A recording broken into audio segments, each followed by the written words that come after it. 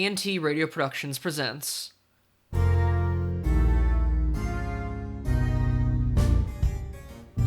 Clouds of Witness by Dorothy L. Sayers. Adapted for radio by Tristan Berlet. Directed by Tristan Berlet and Tyler Janess.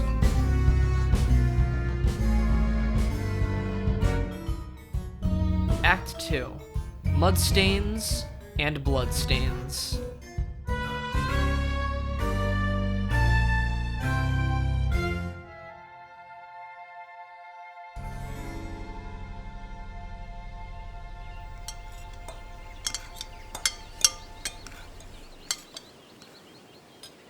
Is anybody thinking of going to church? Theodore and I should like to go, if it is not too much trouble. Or we could walk. It is not so very far. It's 2.5 miles at least. Of course you will come in the car. I'm going myself. Are you, though? I say, won't you get a bit stared at, what? Really, Freddy, does that matter? Well, I mean to say, these bounders about here are all socialists and Methodists. If they are Methodists, they will not be at church. Won't they? You bet they will, if there's anything to see. Why, it'll be better than a funeral to 'em. Well, surely one has a duty in the matter, whatever our private feelings may be, especially at the present day, when people are so terribly slack. Oh, don't you mind me, Mrs. P. All I say is, if these blighters make things unpleasant, don't blame me. Whoever thought of blaming you, Freddy? Manner of speaking. What do you think, Mr. Murbles? I feel that, while your intention is a very admirable one, and does you very great credit, my dear lady, yet Mr. Arbuthnot is right in saying it may involve you in some unpleasant publicity.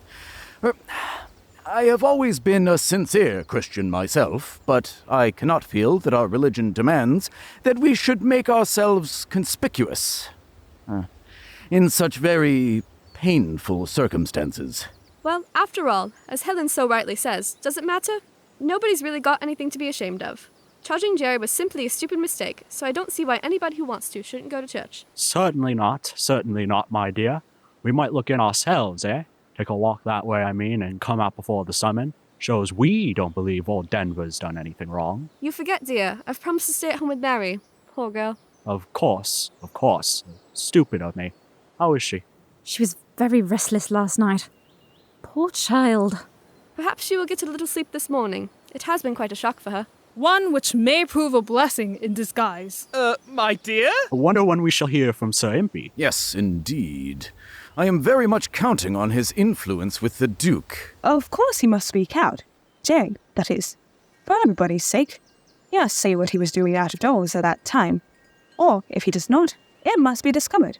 Dear me, that's what these detectives are for, aren't they? That is their ungrateful task. There, I expect you'll clear it all up in no time, Mr. Parker. Perhaps you've got the real culprit up your sleeve already. Not quite, but I'll do my best to get him. Besides, I'll probably have a little help on the job. From Peter? No doubt, Mr. Parker, you are most amused by the antics of the family amateur. On the contrary, Wimsey would be one of the finest detectives in England if he wasn't so lazy. If only we could get a hold of him. I've wired to Paris, but I don't know when he's likely to call there. He said nothing about when he was moving on from Corsica. He's a rummy old bird, but he ought to be here, what? What I mean to say is, if anything happens to old Denver, he becomes head of the family, don't he? Till little pickled gherkins comes of age. Who's that, I wonder? Morning, dear old things. How are you all? Hello, Helen. Colonel, you owe me half a crown from last September. Morning, Mrs. Marshbanks, Miss P. Well, Mr. Murbles, how do you like this beastly weather? Don't trouble to get up, Freddy. I'd simply hate to inconvenience you.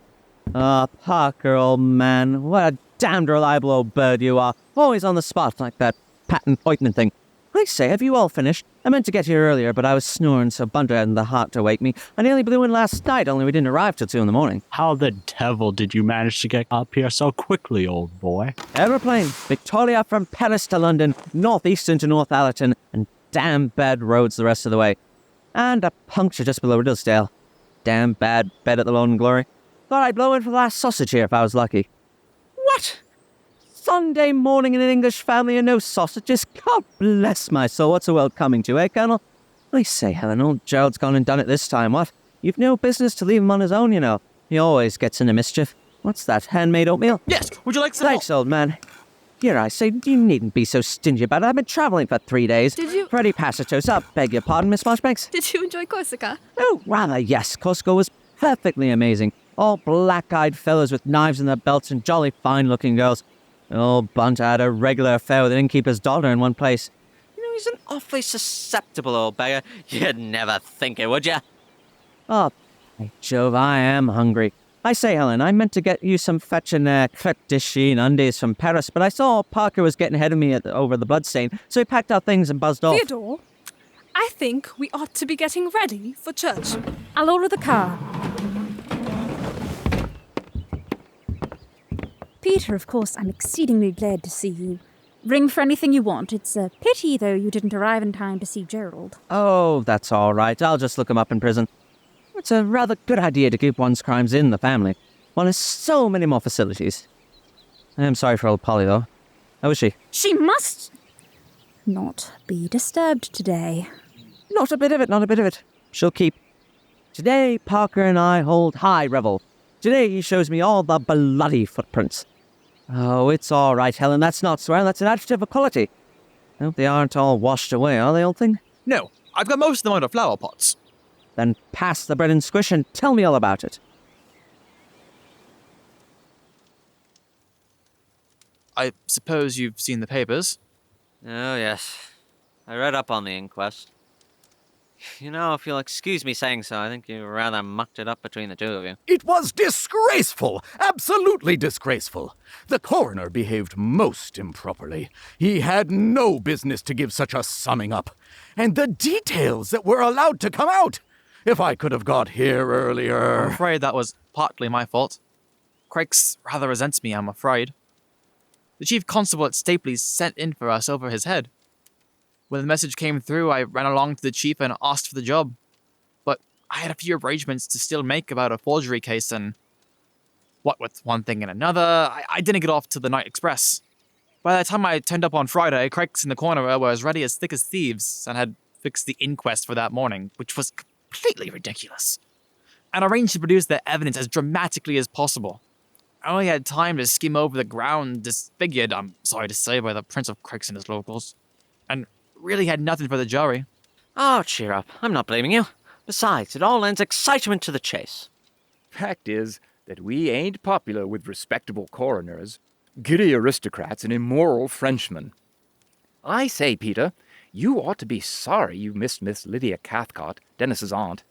You'd have loved her. She's gone back to Golders Green and taken the body with her. Oh, well. I don't suppose there's anything obtruse about it. No, the medical evidence was all right as far as it went. He was shot through the lungs, and that's all. Though, mind you, he didn't shoot himself. I didn't say anything, not wishing to upset old Denver's story, but you know, all that stuff about his being so upset and go to blazes in his manner was all my whiskers. How do you know? Well, the two of us were the last men to come up. Well, apart from Jerry, of course. Anyways, Cathcart was on top of the world. He had finally made up his mind to set a date for their wedding. Then he and Mary were going to go off and live in Paris, where they understand la belle vie. Then he went up whistling. Well, there's no accounting for a man like Cathcart. No counting at all. Brought up in France, you know. Not at all like a straightforward Englishman. Always up and down, up and down. Very sad, poor fellow. Well, Peter, hope you and Mr. Parker will find out something about it. You mustn't have poor old Denver cooped up in jail like this, you know. Awfully unpleasant for him, poor chap. And with the birds so good this year. Well, I expect you'll be making a tour of inspection soon, eh, Mr. Parker? What do you say to shoving the balls about a bit, Freddy? Right you are. You'll have to give me 100, though, Colonel. Nonsense. You play an excellent game. Care to join us, Mr. Murbles? Well... Come along, my good man. Take your mind off things. Oh, very well. I suppose you're right. Good luck, Mr. Parker. Wimsey, Peter? I don't know if I've done the right thing by coming. If you feel... Look here, old man. Let's cut out considerations of delicacy. We're going to work this case like any other. And if anything unpleasant turns up, I'd rather you saw it than anybody else. Commonly pretty little case on its merits, and I'm going to put some damn good work into it. If you're sure it's all right.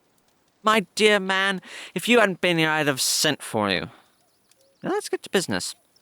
Of course, I'm setting off on the premise that old Jerry didn't do it. I'm sure he didn't. No. That isn't your line.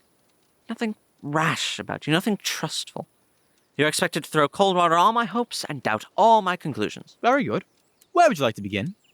I think we'd better start from Cathcart's bedroom. Everything's as it was. Craig said that much sense. Now, Gerald says that when he charged Cathcart with being a scamp, Cathcart jumped up, nearly knocking the table over. Now, what was he doing there? He wasn't reading because there's no book about, and we know that he rushed straight out of the room and never came back. Was he writing? No, virgin seed of blotting paper. He might have been writing pencil. Oh, that is true, old Killjoy, so he might. Well, if he was, he shoved the paper into his pocket when Gerald came in, because it isn't there. But he didn't, because it wasn't found on the body, so he wasn't writing. Unless he threw the paper away somewhere else. If we accept the shot heard by Hardraw at 11:50 as the shot, it's an hour and a half unaccounted for. Very well, but let's say there's nothing to show he was writing. Will that do? Well then, nothing helpful there. To proceed, Cathcart sat where I'm sitting. He wasn't writing, You sure this room hasn't been touched? Certain. And he wasn't smoking? Why not? He might have chucked the stub of a cigar or a cigarette into the fire when Denver came in.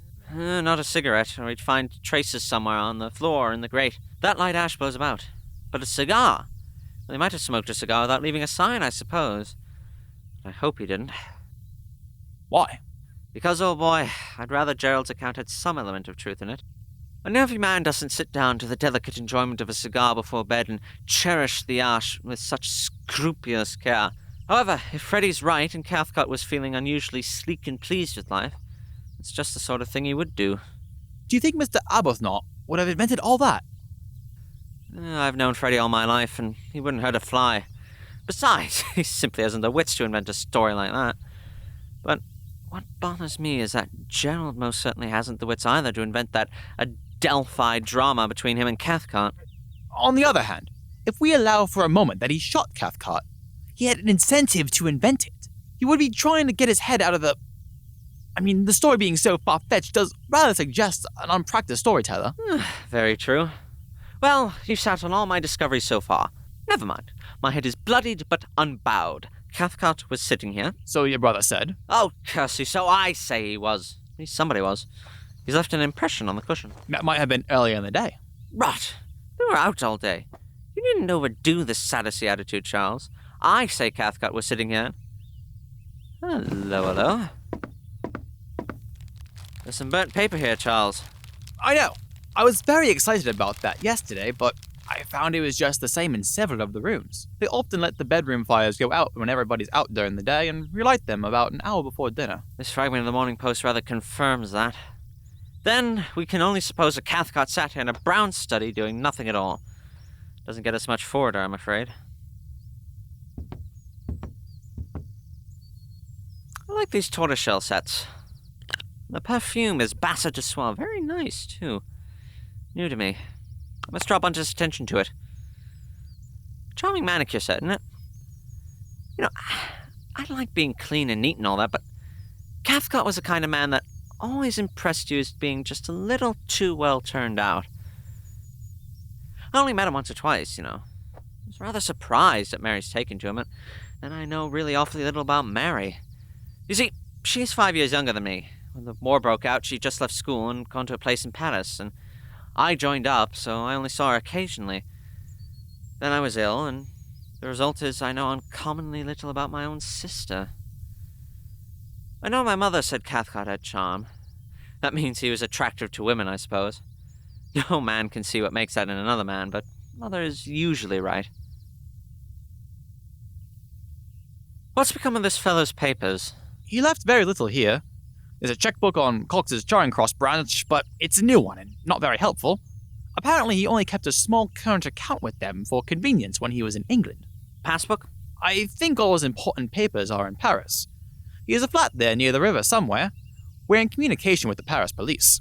He also had a room in Albany. I've told them to lock it up till I get there. I thought of running up to town tomorrow. No correspondence? None. He was the kind, I imagine, that didn't keep letters. Too good an instinct of self-preservation.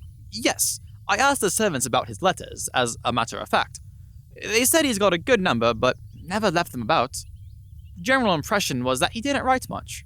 The housemaid said she never found anything to speak of in the wastepaper basket. And the fountain pen here is completely empty. Suppose he wasn't writing letters then. Indeed. Kept an interesting library. La Rotisserie de la Reine Pédoc, La Nuit de Amity. South Wind, our friend works out very true to time. Chronique d'un cadet de Coutras. Manon Lescaut. Is there anything else in this room I ought to look at? I don't think so. Where would you like to go now? We'll follow them down. Wait a jiff. Who are in these rooms? Oh, yes, here's Gerald's room. Helen's at church. In we go. Of course, this has been dusted and cleaned up and generally ruined for the purposes of observation. I'm afraid so. I could hardly keep the Duchess out of her own bedroom. Oh, no. Nothing in the grate here, naturally. Fire's been lit since.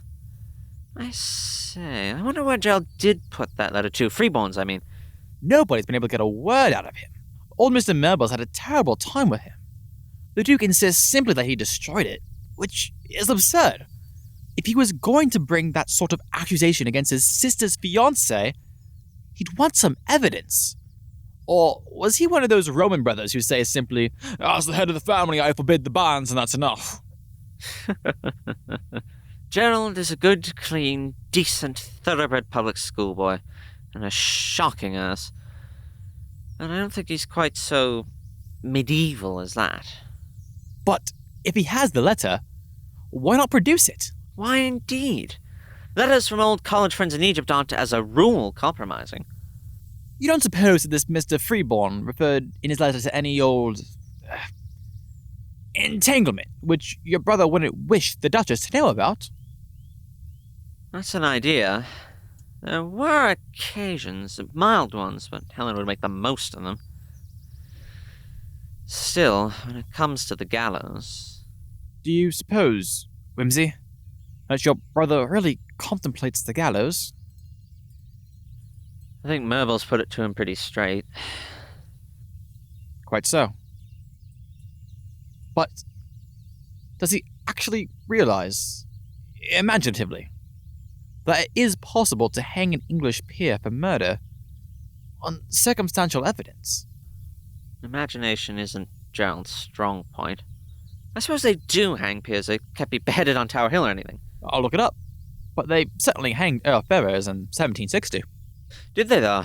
Ah, well, as the old pagan said of the Gospels, after all, it was a long time ago. Let's hope it wasn't true. It's true enough. And he was dissected and anatomized afterwards. But that part of the treatment is obsolete. We'll tell Gerald all about it and persuade him to take the matter seriously. Which are the boots he wore Wednesday night? These. But the fools cleaned them. Indeed. A good heavy lace-up boot. He was wearing leggings as well. Rather elaborate preparations for a stroll in the garden. But, as you were just going to say, the night was wet. Let's head to the conservatory.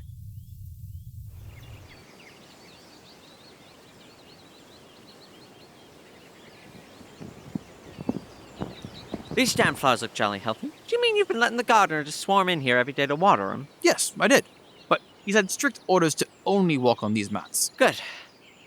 They all came in this way, I suppose? Yes, I've identified most of the marks. Here's the Duke. He comes in from outside. He trips over the body. He kneels by them. Here are his knees and toes. Afterwards, he goes into the house through the conservatory, leaving a good impression in black mud and gravel just inside the door. Oh, well, that bears out old Gerald so far. Here's an elephant bit over the bit of box border. Who's that? Oh, that's a constable. I put him at 18 stone. And this rubber sole with a patch on it is Craig's. He's all over the place. This squelchy-looking thing is Mr. Arbuthnot in bedroom slippers. And the galoshes are Mr. Pettigrew-Robinson. We can dismiss all those. But now here, just coming over the threshold, is a woman's foot in a strong shoe. I made that out to be Lady Mary's. Here it is again, just at the edge of the well. She came out to examine the body. Quite so. Then came in again with a few grains of red gravel on her shoes. Well, that's all right. Hello. What you got? Who put what down here? 2.5 feet by 6 inches, and fairly heavy. It's sunk in and broken the plants around it. Could it be a bar of something? I fancy not. The impression is deeper on the farther side. I think it was something bulky. Set up an edge and leaned against the glass. If you ask for my opinion, I should hazard a guess that it was a suitcase. A suitcase? Why a suitcase? Why indeed? I think we may assume that it didn't stay there very long. It would have been exceedingly visible in the daytime.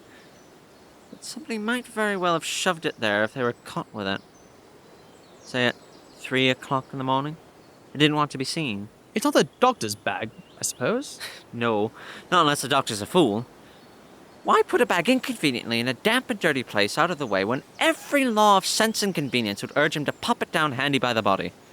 No. Unless Craigs of the Gardener has been leaving things about, it was thrust away there on Wednesday night. By Gerald, by Cathcart, or I suppose by Mary. There is one other possibility. Who's that? The person unknown. These belong to nobody. Nobody I've ever seen or heard of, anyways. Hurrah! Then downwards from the steep hill's edge they tracked the footmarks small. Only they're largish. No such luck. It's more a case of they followed from the earthy bank, those footsteps one by one, into the middle of the plank, and farther there were none. Ah, great poet Wordsworth. How often I've had that feeling. Now let's see. Man's number 10. Worn down heels and a patch on the left inner side. Advances a ways down the harder bit of the path. They come to the body. Here, where that pool of blood is. I say, it's rather odd, don't you think? Well, the unknown gets so far. Here's a footmark deeply pressed in. Is he going to throw Cathcart into the well? He hears a sound. He starts, he turns. He runs on tiptoe into the shrubbery. Yes, and the tracks come out on one of the grass paths in the woods. Well, we'll follow them later. Now, I see that the gravel has been shifted about since Wednesday. Not surprising with all this rain. I assure you, though, there were definite bloodstains all over the place, as well as other signs of dragging. But here's something odd. Definitely a hand mark.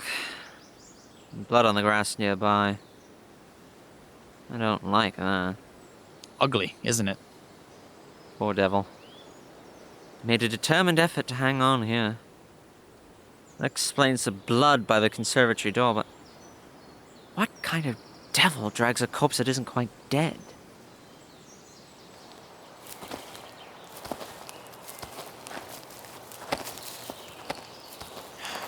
Scene of the tragedy. That's where they found the handkerchief and revolver. I looked for finger marks, but the rain and mud messed everything up. Paced up and down for some time. He wasn't smoking. He was turning something over in his mind, or waiting for somebody. What's this? Aha! Here's our number 10 foot again, coming in through the trees on the farther side. No signs of a struggle. That's odd. Cathcart was shot up close, wasn't he? Yes, it singed his shirt front. Quite so, but why did he stand still to be shot at? I imagine that if he had an appointment with number 10, it was somebody he knew, who could get close to him without arousing suspicion. Then the interview was a friendly one. On Cathcart's side, anyhow. But the revolver is a difficulty. How did number 10 get a hold of Gerald's revolver? The conservatory door was open. Nobody knew that except Gerald and Fleming. It does seem more probable that Cathcart brought the revolver. But then why no signs of a struggle? Perhaps Cathcart shot himself? Then why would number 10 drag him to a conspicuous position and then run away? Wait a minute. How's this? Number 10 has an appointment with Cathcart to blackmail him, let's say. He somehow gets word of his intention to him between 9:45 and 10:15. That would account for the alteration in Cathcart's manner and allow both Mr. Arbuthnot and the Duke to be telling the truth. Cathcart rushes violently out of his row with your brother. He comes down here to keep his appointment. He paces up and down waiting for number 10. Number 10 arrives and parleys with Cathcart. Cathcart offers him money. Number 10 stands out for more. Cathcart says he really hasn't got it. Number 10 says in that case he blows the gaff. Cathcart, who has previously got hold of the revolver, shoots himself. Number 10 is seized with remorse. He sees that Cathcart isn't quite dead. He picks him up and pot carries him to the house. He is smaller than Cathcart and not very strong, so he finds it a hard job. They have just got to the conservatory door when Cathcart has a final hemorrhage and gives up the ghost. Number 10 suddenly becomes aware that his position in someone else's grounds, alone with a corpse at 3 a.m., wants some explaining. He drops Cathcart and bolts. Enter the Duke of Denver, who falls over the body, tableau. That's good. That's very good. When do you suppose it all happened? Joan found the body at 3 a.m., and the doctor said Cathcart had been dead several hours. And how about that shot my sister heard at 3 o'clock? Perhaps there were poachers on the ground that night. I suppose. Well, really, Parker, I think that hangs together. Let's adopt that explanation provisionally. The first thing to do now is to find number 10, since he can bear witness to Cathcart's suicide. And that, as far as my brother is concerned, is the only thing that matters a rap. But, for the satisfaction of my own curiosity, I'd like to know, what was number 10 blackmailing Cathcart about? Who hid a suitcase in the conservatory? And what was Gerald doing in the garden at 3 in the morning? I suppose we begin by tracing where number 10 came from. Indeed. By Jove. Here's something. A real treasure trove, Parker. I've never seen anything like it. What is it supposed to be, a cat? I think so. Made of diamonds with bright emerald eyes. Must have cost a pretty penny. Dare say. Hitherto, I've always maintained that those obliging criminals who strew their tracks with little articles of personal adornment were an invention of detective fiction for the benefit of the author. I see that I still have more than a little to learn about my job. Well, you haven't been at it very long, have you? Besides, we don't know that the Diamond Cat is the criminals. They may belong to a member of your own family and have been lying there for days. This broken branch may be our friend. I think it is. I'll ask Helen, and we could find out in the village if anyone's ever inquired for a lost cat. They're genuine stones. It ain't the sort of thing one would drop without making a fuss about. Now I've lost him altogether. It's all right. I've got him. He tripped over our route.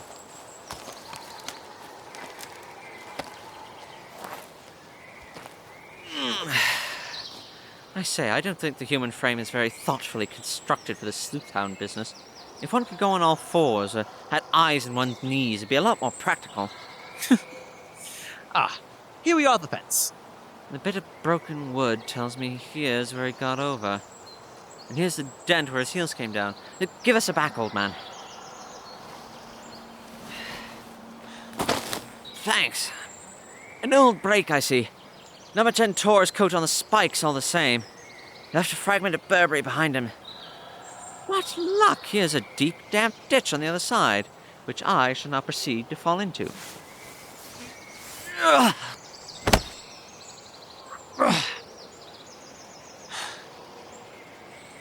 Okay, it's just a little over there. Oh, pop around and be with you in a minute.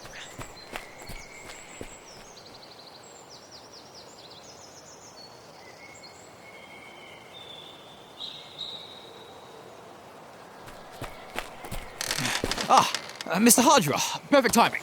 Would you mind letting me through the gate? There's just something I'd like to take a look at. Oh, no, of course not. Thank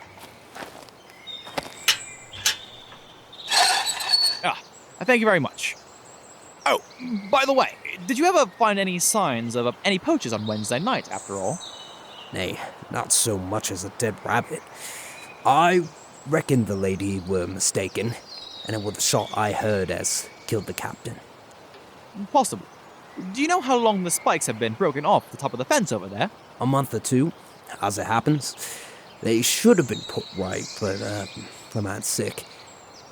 And the gate's locked at night, I suppose? Aye. You didn't see any suspicious characters loitering about outside the fence on Wednesday, did you? Wednesday? Nay.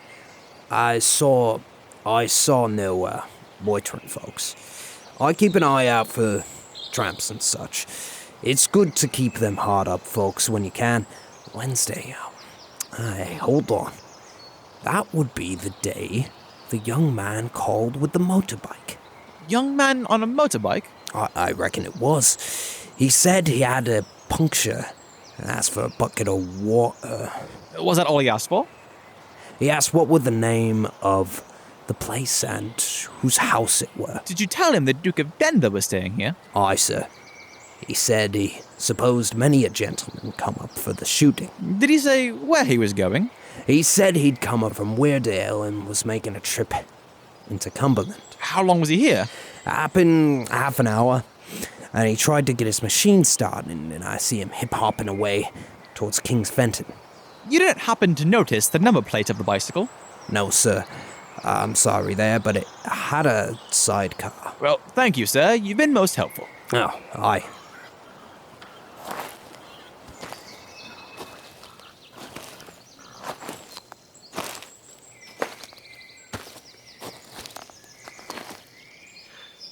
Come on, gossiping old thing. This is a beautiful ditch. Oh, look at my trousers. It's a bit of a climb from this side. It is. He stood here in the ditch and put one foot into this place where the paling's broken away, and one hand at the top, and hauled himself up. Number 10 must have been a man of exceptional height, strength, and agility. I couldn't get my foot up, let alone reaching the top of my hand. I'm 5'9". You're what, about 6 feet? Could you? I can touch the top. Just barely. I might be able to do it on one of my best days for an adequate object or after adequate stimulant. Hence, we deduce number 10's exceptional height and strength. It's a pity that we just deduce his exceptional shortness and weakness. He didn't have a partner to give him a back or a leg, I suppose. Unless the partner was a being without feet or any visible means of support. Meanwhile, we know where number 10 came from. Now, where did he go after leaving Cathcart's body by the well? The footsteps went into the preserve. I lost them there. There was a regular carpet of dead leaves and bracken. Well, we didn't go through all that sleuth grind again. The fellow went in, and as he presumably is not there still, he came back out again. He didn't leave through the gate, or Hardraw would have seen him, and he didn't come out the same way he went in, or he would have left some traces. Let's walk around the wall. I suppose we can trust Mr. Hardraw. He has no reason to lie. No, I think we can trust him. We better make inquiries at Riddlesdale and King's Fenton. Now, here we are. Give me your back again, quickly.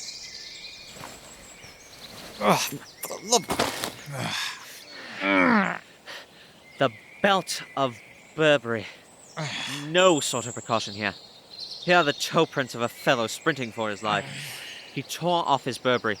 He made desperate leaps. 1, 2, 3 at the fence. At the third leap, he hooked it onto the spikes. He scrambled up, scoring long, scrabbling marks. He reached the top. Here's a bloodstain run into the crack. He tore his hands. He dropped off. Finally, he wrenched his coat away, leaving the belt dangling.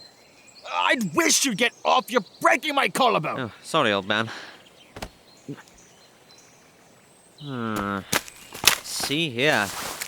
I'd say these tracks might be from the bike that Mr. Hardraw was talking about. Or something very similar, at least. Very nice, too. New Dunlop tire on the front wheel, old tire on the back, gator on the sidecar. Tracks come in from the road and go back that way. Then he went round to the gap he spotted in the daytime and got over. After the Cathcart affair, he took fright, bolted into the preserve, and took the shortest way back. Things start to look a little more comfortable for old Jerry.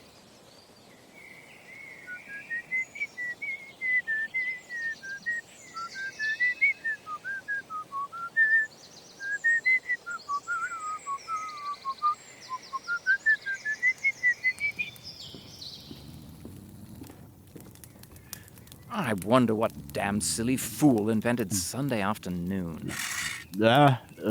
Yes, quite right. Quite right. Don't you grumble, Freddy. Think how dull Jerry must feel. Suppose I better write him a line. Do people use this room much to write letters in? No idea. Never write it myself. What's the point in writing when you can wire? Encourages people to write back, that's all. I think Denver writes here when he writes anywhere. And I saw the Colonel wrestling with pen and ink a day or two ago. Didn't you, Colonel? Why? Yeah, yes. What's the matter?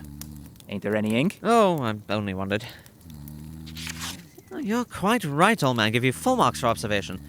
Here's Jerry's signature, and the Colonel's, and a big sprawly hand, which I should judge to be feminine.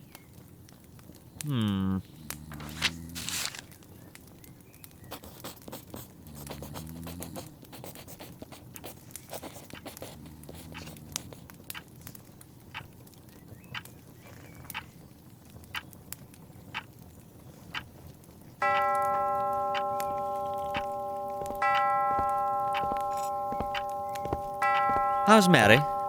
I'm really worried about her. She's giving way to her nerves in the strangest manner. It is so unlike her. She will hardly let anybody come near her. I've sent for Dr. Thorpe again. Any more letters, my lord? Oh, are you going down now? Oh, well, here you are.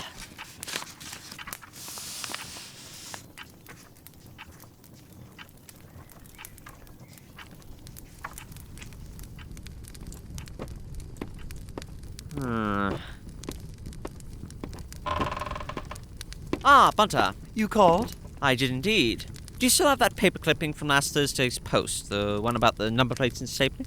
Yes, my lord. It's in your desk here. As I remember it, the poor priest thought it was some sort of practical joke. Stealing motorbike plates at 4 in the morning would be a very odd form of joke. Precisely what I would say, my lord. Well, perhaps it wasn't a joke. The police in Stapley have found an abandoned motorcycle in the field just south of the town. The license plates have been removed, but the tires match the description of those that Parkus had made those tracks outside the wall. Fortuitous find indeed. In consequence of which, I'm headed into Stapley, Bunter. Very good, my lord. Does your lordship require me? No, but, who's been ladies maiding my sister, Bunter? Ellen, my lord, the housemaid. Then I'd like you to exercise your powers of conversation on her.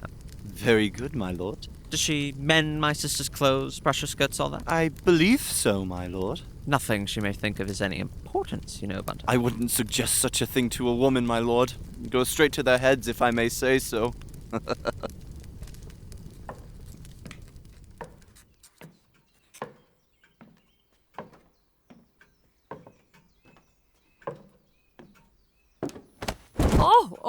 Oh, I do apologize, madam. Oh, that's all right. They haven't been washed yet. Allow me, madam, please. Where are you headed? I'm just going to brush her ladyship's clothes, what I have here. Indeed, madam. Yes, Mr. Bunter, and it's already taken an immense amount of work and persuasion just to get me hands on them. Tantrums, that's what I call it. Pretending you've got such a headache you can't let the person into the room to take your things down to brush, and as soon as they're out of the way, up and out of bed and traipsing all over the place. 'Tisn't what I call a headache, would you now? But there, I dare say you don't get them like I do. Regular fit to split my head is sometimes. Couldn't keep on my feet, not if the house was burning down. I just have to lay down and keep laying. Something cruel it is, and it gives a person such wrinkles in one's forehead. I'm sure I don't see any wrinkles, but perhaps I haven't looked hard enough.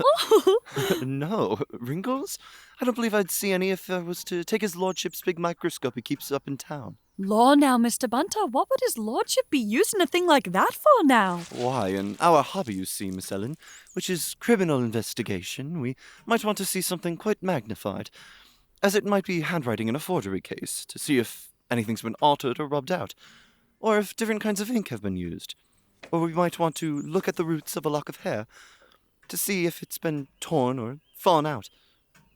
Or take bloodstains now. We'd want to know if it was animal's blood or human's blood. Or maybe only a glass of port. Now, is it really true, Mr. Bunter, that you and Lord Peter can find out all that? Of course. We aren't analytical chemists, but his lordship's dabbled in a lot of things. Enough to know when anything looks suspicious. And if we've any doubts, we send to a very famous scientific gentleman. For instance, now, here's a stain on the hem of this skirt. Now, supposing it was a case of murder, and the person that had worn this skirt was suspected, I should examine that stain. Then I might dab it at one edge with a wet handkerchief. And I should find, you see, that it came off red. Then I should turn the skirt inside out, I should see that the stain went right through, and I should take my scissors and snip off a tiny bit of the inside edge with the seam. Like this. Ooh. And pop it into a little pillbox. So. And right on the top, Lady Mary Wimsey's skirt and the date. Then I should send it straight off to the analytical gentleman in London, and he'd tell me right off that it was rabbit's blood, and how many days it had been there. And that would be the end of that. Well, he'd be wrong then, because it's bird's blood from one of them grouse they've been slaughtering and not rabbits at all. Her ladyship told me. Wouldn't it be quicker just to go and ask the person than get fiddling round with your silly old microscope and things? Well, I only mentioned rabbits for an example. Funny, she should have got a stain down there. Must have regularly knelt in it. Yes. Bled a lot, hasn't it, poor thing? Somebody must have been shooting careless like. 'Twasn't his grace, nor yet the captain, poor man. Perhaps it was Mr. Arbuthnot. He shoots a bit wild sometimes. It's a nasty mess anyway, and it's so hard to clean off being left so long. I'm sure I wasn't thinking about cleaning nothing the day the poor captain was killed, and then the coroner's inquest. Horrid it was, and his grace being took off like that. He was all at 6s and 7s for a day or two, and then her ladyship shuts herself up in the room and won't let me go near the wardrobe. Ow, she says, do leave that wardrobe door alone. Don't you know it squeaks, and my head's so bad and my nerves so bad I can't stand it, she says. It's very nice to be a ladyship and all your tempers coddled and called nervous prostration. I know I was dreadfully cut up about poor Bert, my young man what was killed in the war. Nearly cried my eyes out I did, but law, Mr. Bunter, I'd be ashamed to go on so. Besides, between you and I and the gatepost, Lady Mary wasn't that fond of the captain, never appreciated him. That's what I said to cook at the time, and she agreed with me. So on the whole, her ladyship was a bit more upset than you expected her to be? Well, to tell you the truth, Mr. Bunter, I think it's just temper. She wanted to get married and away from home. Drat this stain! It's regular dried in. She and his grace could never get on, and when she was away in London during the war, she had a rare old time nursing officers and going about with all kinds of queer people his grace didn't approve of. Then she had a sort of love affair with some quite low-down sort of fellow, so Cook says. I think he was one of them dirty Russians as wants to blow us all to smithereens, as if there hasn't been enough people blown up in this war already. Anyhow, his grace made a dreadful fuss and sent for her ladyship to come home, and ever since then she's just been mad to be off with somebody. Makes me tired, I can tell you. Now, I'm sorry for his grace. I can see what he thinks. Oh, poor gentleman. And then to be taken up for murder and put in jail just like one of them nasty tramps? Fancy! Have you got a brush handy to take this mud off? Oh, you're blind as a bat, Mr. Bunter. Can't you see it just in front of you? Oh, yes. But that's not as hard a one as I'd like. Just you run off and get me a real hard one. There's a dear good girl. And I'll fix this for you. Oh, a cheek. But I'll go get the clothes brush out of the hall for you. That's as hard as a brickbat, that is.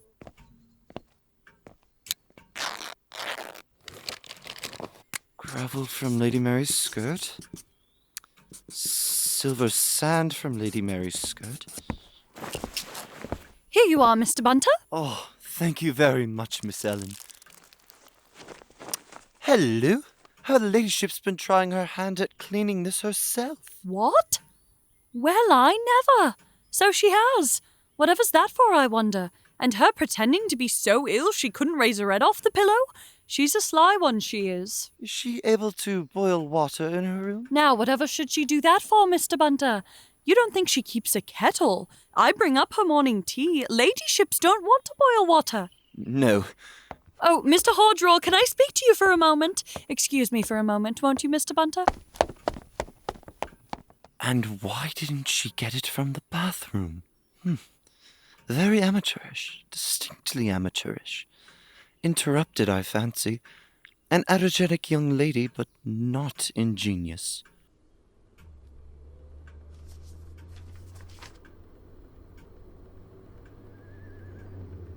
I've come to you because you can do this going-out business a sight better than an amateur like myself.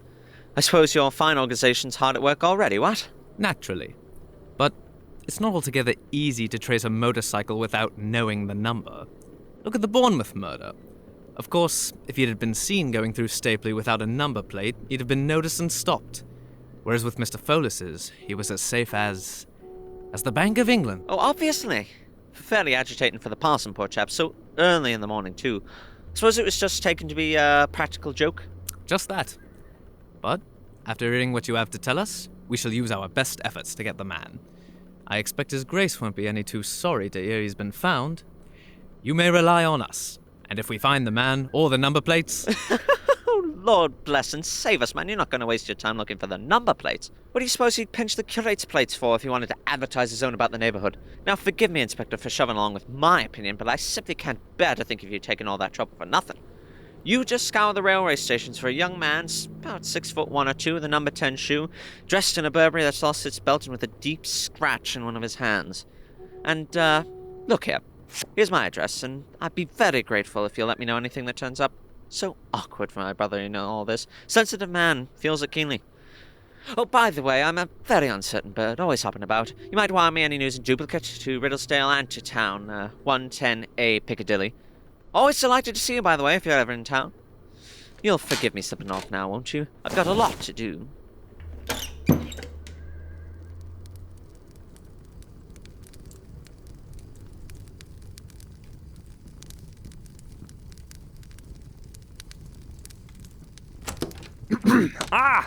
Good afternoon, Wimsey. Ah, Biggs, what a relief it is to see you.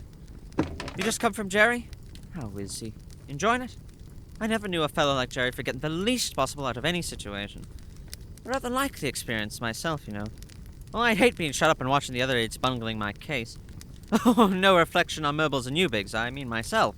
Well, the man who'd be me if I was Jerry. Do you follow me? I do indeed, young man. Oh, good. I suppose you couldn't get the jury to bring it in as death by visitation of God, could you, Biggs? Sort of judgment for wanting to marry into our family, what? I have known less reasonable verdicts. Wonderful what you can suggest to a jury if you try. But I am afraid that'd be fairly hard in this case. Indeed. Now, Wimsey, I want to know all that you know. Do you, though? No bullying of the witness? I don't care as long as you wake up. Now then. Have you seen your lordship lately, Mr. Bunter? No, I'm afraid not, Miss Helen. Well, you should. Up in the study being questioned like he was in court by that nice defense lawyer. You see now. Perhaps I should take a listen.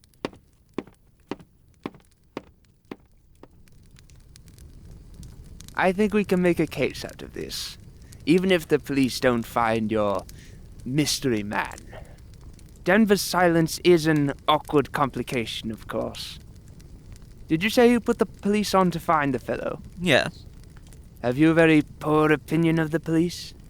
Not for that kind of thing. They have all the facilities to do it well. You expect to find the fellow, yes? I certainly hope so. And what do you think is going to happen to my case when you do find him, Wimsey? What do I think? See here, Wimsey.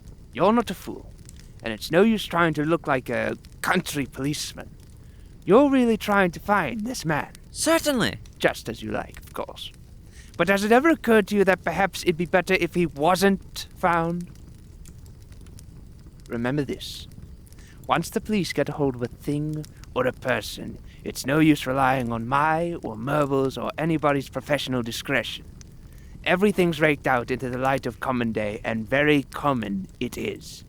Here's Denver accused of murder, and he refuses in the most categorical way to offer the smallest assistance. Jerry's an ass. He doesn't realize. Do you suppose I've not made it my business to make him realize? All he says is, oh, they can't hang me. I didn't kill the man, though I think it's a jolly good thing he's dead. Now I ask you, Wimsey, is that a reasonable attitude for a man in Denver's position to take up? Oh, he's never had any sense. Has anybody told Denver about this other man? Something vague was said about footsteps at the inquest, I believe. That Scotland Yard man. He's a personal friend? Yes. So much the better. He can hold his tongue. Look here, Biggs, this is all damned impressive and mysterious. What are you getting at? Why shouldn't I lay hold of the beggar if I can?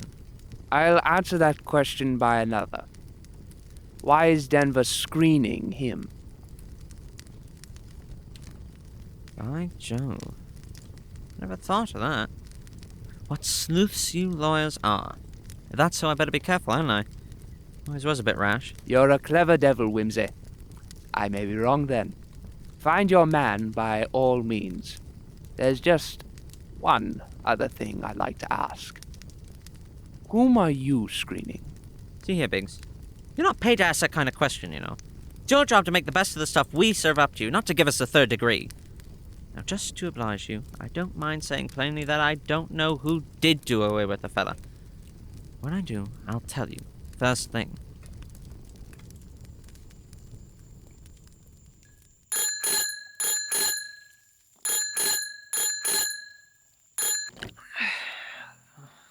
Hello? Peter? Ah, Parker. Sorry to call so late, but the train from Albany was severely delayed. Typical. Where are you? Dover, about towards the ferry. Heading to Patterson? Indeed. Hopefully I'll have some better luck there. It's been an absolutely rotten time in town. Your brother-in-law-elect was a model of discretion. This room in Albany is a desert. No papers except a few English bills and receipts. Oh, and another copy of Venom. Fascinating choice. He is known at several nightclubs. I made the round of them last night, or rather, this morning. The general verdict would be generous but heavy. And by the way, poker seems to be his best game. No suggestion of anything crooked. He won pretty consistently on the whole, but never very spectacular. He must have had a life somewhere. Hopefully I can find it in Paris. I have written to the Charité and the Credit Lyonnais to produce his papers, especially his account and checkbook, and have set up a meeting with his landlord. Well, good luck, Charles, and keep me updated to any progress. Will do.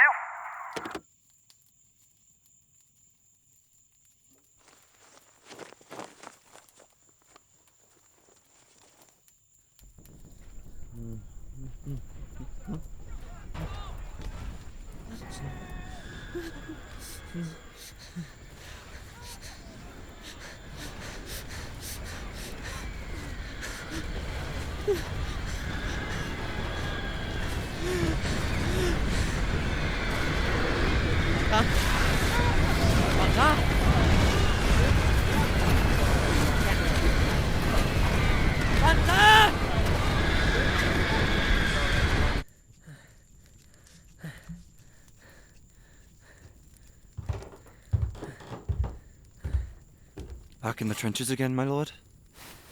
Yes, I was.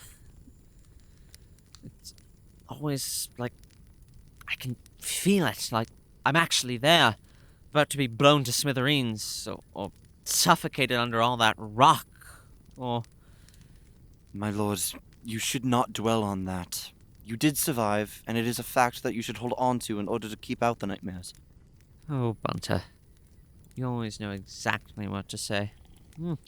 And what to prepare. Your cafe au lait is the one tolerable incident in this beastly place. Thank you, my lord.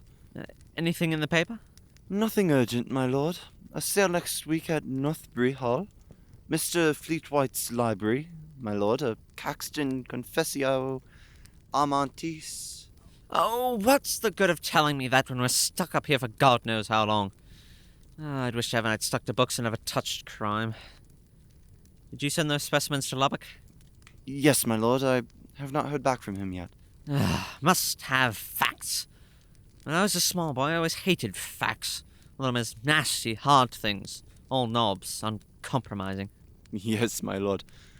My mother used to Your tell... mother, Bunter? See, I didn't know you had one. I always imagined you were turned out ready-made, so to speak. Oh, excuse me. Infernally rude of me. I do beg your pardon. Not at all, my lord. In fact, my mother lives in Kent, near Maidstone. 75, my lord, and an extremely active woman for her years, if you'll excuse my mentioning it. I was one of 7. Now that is pure invention, Bunter. You are unique. But I interrupted you. You're going to tell me about your mater. Oh, yes. She always says, my lord, that facts are like cows.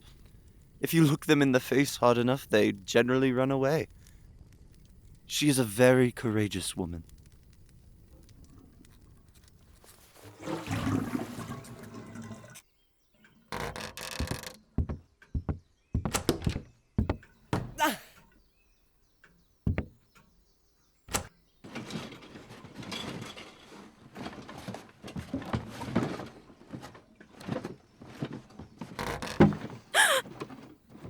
Hello, Polly, old thing. Where have you been hiding all this time?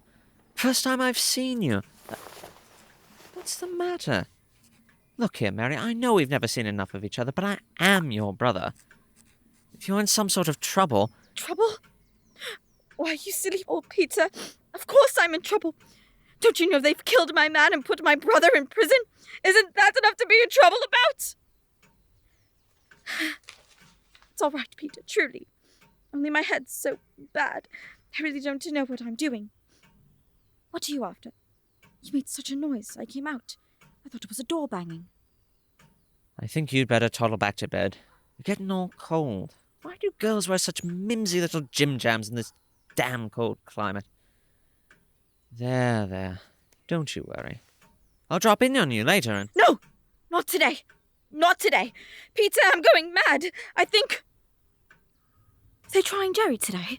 No, not for at least a month, I'd bet. You'll have to buck up and be fit by then. No! Couldn't I get out of it? Oh, I couldn't go through all that again. I should be sick. I'm feeling awful. No, don't follow me in. I don't want you. Ring the bell for Ellen.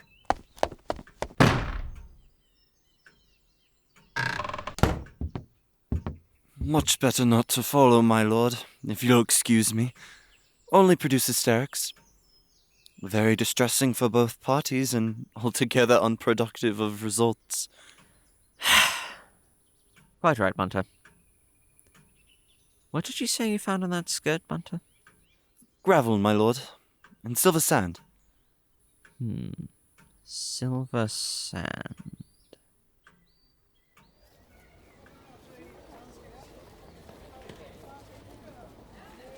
It's certainly clear that Captain Cathcart was very well off before the war broke out. As a Le Mans inspector, he had many investments in Germany and Russia, as well as a vineyard in Champagne, which was most florissant. In all, it was about 76,000 francs a year. Around £10,000. Indeed, yeah. Then, as to be expected, the foreign investment stopped paying when the war broke out. War tends to do that, monsieur. Particularly when they are in enemy land, no? Yes. And his vineyard was, of course, virtually destroyed, so by the end of the war he was forced to gamble on foreign exchanges. Yes, mainly German marks, Russian rubles, and Romanian lei? Quite a diverse set of investments. Did any of them come to much of anything? Not really, no. Those countries have not been very stable, and, well, you know what is happening in Russia. There seem to be some irregular payments made to the account over the next few years. There doesn't seem to be any pattern. This one's 35,000 francs. He never explained some, and we never pressed. As an investigator, I might suggest separate securities that he did not wish to pass through us. I'll look for bond papers when I search his apartment. Now, it would appear that things were looking up in the last few years. Indeed. The vineyard began to recover his profits. He was not even close to the levels of wealth he was before the war. But at the time of his passing, he had around 14,000 francs with us.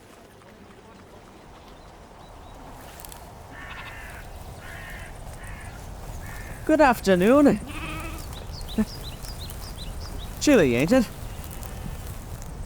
Seasonable, of course, what? Good for the sheep, I dare say. It makes their wool curl and so on. Do you lose many animals in the bog? What does it want? Well, I thought of paying a little friendly call on on the owner of this farm, that is to say. Lonely kind of country, did you see? Is he in? Oh, I'm glad to hear it. It's so uncommonly jolly finding all of you Yorkshire people so kind and hospitable, what? Never mind who you are, always a seat at the fireside and that kind of thing.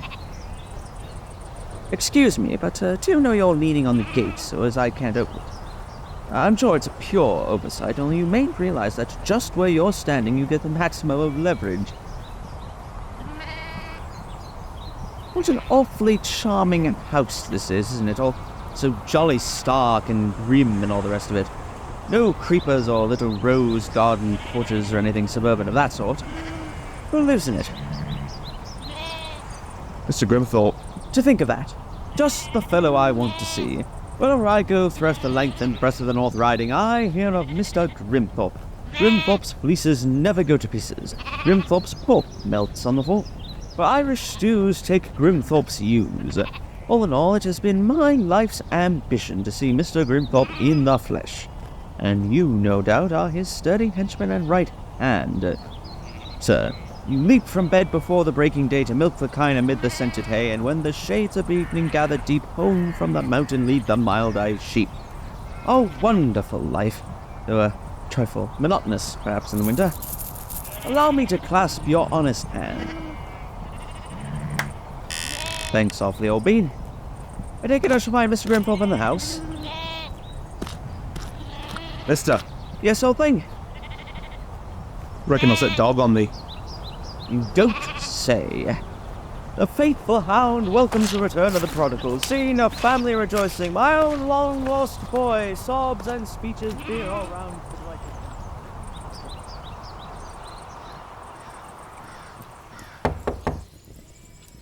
Well in then, damn un, and damn thee. Well, who is it? Oh, good evening. I hope you'll excuse me dropping in like this. I'm living at Riddlesdale Lodge. What of it? May I come in? If thou must. What are staring at, lass? Shut the door. Go to their mother and bind her mending manners for thee.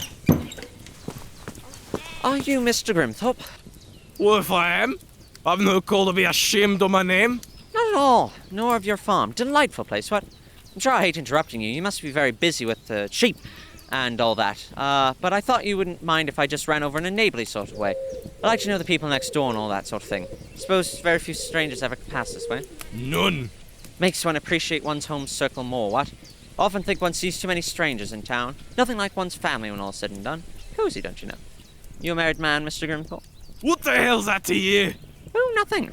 Only I thought that charming little girl might be yours. If I thought she weren't, I'd strangle a bitch and her mother together. Now what has got to say to that? Well, to tell the truth, Mr. Grimthorpe, I didn't blow in without any excuse at all. Though it's so perfectly delightful to see you, the fact is, I'm looking for a young man, an acquaintance of mine who said he'd be roaming about this neighborhood right about now. You see, I only just got here from Corsica. Interesting country and all that, Mr. Grimthorpe, but a trifle out of the way. And from what my friend said, I think he must have turned up here about a week ago and found me out. Just my luck. You didn't happen to come across him by any chance? I think a tall fellow with big feet on a motorcycle and sidecar. I thought he might have come rooting around here. Hello. Do you know him? What day say, sir? Oh, I should think about Wednesday night. I knew it! The slut and all these damn women with their dirty ways. Well, I wanted Stapley Wednesday and Thursday. They knew that, didn't they? And so did their friend, didn't they? And if I hadn't, I'd have been the worse for him. He'd have been in Peter's pot if I'd have caught him. And that's where I'll be in a minute. Tisn't wise, you know. Might murder a fellow like that. And it's a nasty business, murder. Corners inquest and that sort of thing. Counsel for the prosecution asking all sorts of questions. And a fellow putting a string round your neck. Stand still or you'll break your arm. Sit down. Get into trouble one of these days behaving like that when you're asked a perfectly civil question. Get out of the house! Certainly. I have to thank you for the very entertaining evening, Mr. Grimthorpe. I'm sorry you can give me no news of my friend. Yabbis! Yabbis!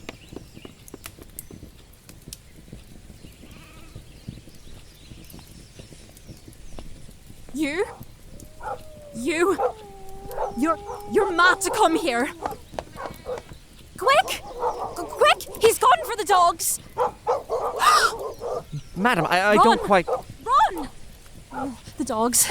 My God, what will become of me? Go if you don't want to see me killed. Go! Go! Have pity! I can stay and protect you. You can stay and murder me. Now go!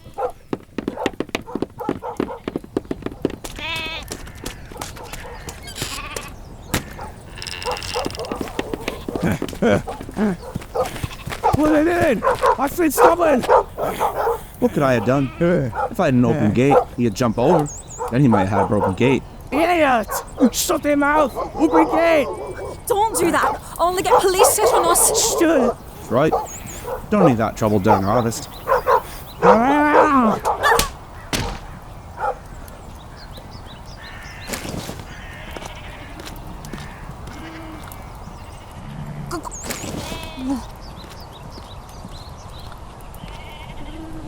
Thanks very much. I'm afraid I've caused unintentional mischief. That's the mistress' way when a miss comes to look at missus. That's best keep away if Sylvie don't want to have her blown the head. Indeed. See here, by any chance meet a young man with a motorcycle wandering around here last Wednesday or thereabout? Nay, Wednesday? 'Twould be date. Mister went to Stapley, I reckon, after machines. Nay, I'd see not.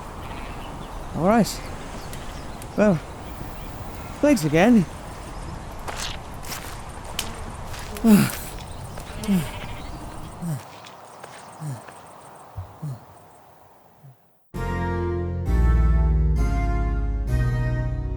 Clouds of Witness by Dorothy L. Sayers was adapted for radio by Tristan Berlet. It featured Adri Alvarez, Tristan Berlet, Becca Blacksten, Jay Bradley, Jack Bowles, Raphael Brown, Trisha Curtin, Sean Dolan, Mia Graff, Kyle Krempasky, Brianna Lowe, Alex Macera, Wren Perchlik, Himadri Seth, Martin Soul, Seth Soulstein, Connor White, and David Williams. Audio mixing by Jay Bradley, Danny Brenner, and Will Hopper. Music by Charlie Banta. Graphic design by Alex Macera. Directed by Tristan Berlet and Tyler Janess. Executive producer, Jay Bradley. This was a TNT radio production.